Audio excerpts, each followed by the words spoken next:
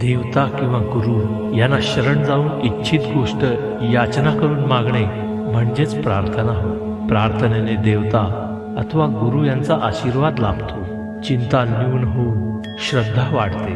अशक्य गोष्ट ही शक्य होते आणि आसुरी शक्तीपासून रक्षण होते.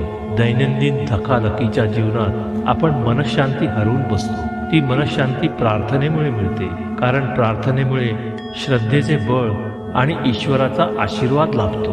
प्रार्थना करताना भक्ताची असमर्थता तसेच शरणागती व्यक्त होत असते आणि तो कर्तेपण ईश्वराला देत असतो.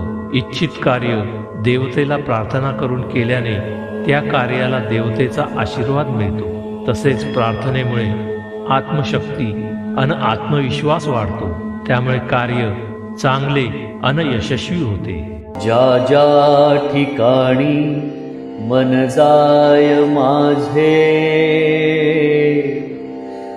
त्या त्या ठिकाणी निज रूप तुझे.